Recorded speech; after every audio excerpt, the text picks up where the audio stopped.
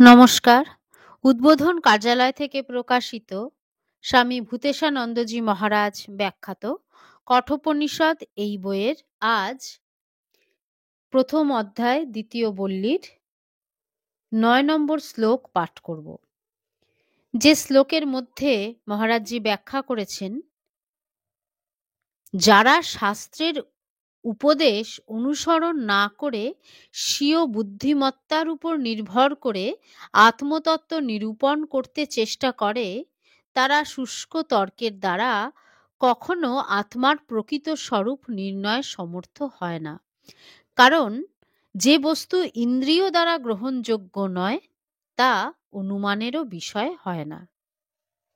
প্রথমে শ্লোকটি পাঠ করে নেব, তারপর মহারাজজির ব্যাখ্যাত অংশটি পাঠ করব।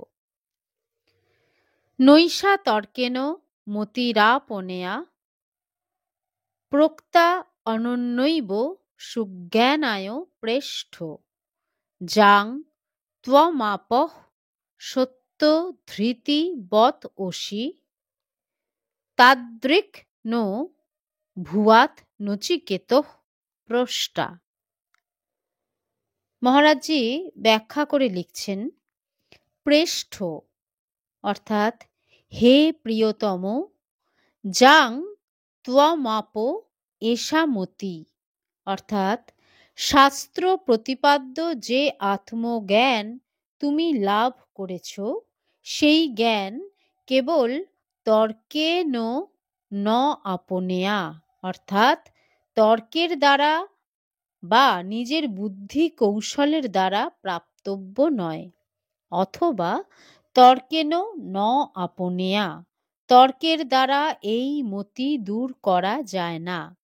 অনন্য এব প্রক্তা কেবল তর্কবিদ নন, এরকম অন্য অর্থাৎ শাস্ত্রজ্ঞ এবং শাস্ত্রনিষ্ঠ ব্যক্তি কর্তৃক উপদিষ্ট হলে তবেই তা সুজ্ঞানায় ভবতি অর্থাৎ প্রকৃষ্ট রূপে হৃদয়ঙ্গম হবার উপযোগী হয়। মহারাজজি লিখছেন, হে নচিকেতা, তুমি সত্যধৃতি বথ অসি অর্থাৎ যথার্থ জ্ঞানের ধারণা বিশিষ্ট। বথ এই শব্দের দ্বারা অনুকম্পা বা আদর বোঝায়। তাদৃক প্রষ্টা নো ভুয়াত অর্থাৎ তোমার মতো প্রশ্নকর্তা হয় না, কিংবা নহ অর্থাৎ আমাদের পুত্র বা শিষ্য যেন তাদৃক প্রষ্টা ভুয়াত তোমার মতো প্রশ্নকর্তা হয়। গুরু বা আচার্যের অভিপ্রায় অনুসারে যে শিষ্য শ্রেষ্ঠ জ্ঞান লাভের উপযোগী প্রশ্ন করে, তার প্রতি গুরু সবিশেষ প্রীত হন। এটা স্বাভাবিক।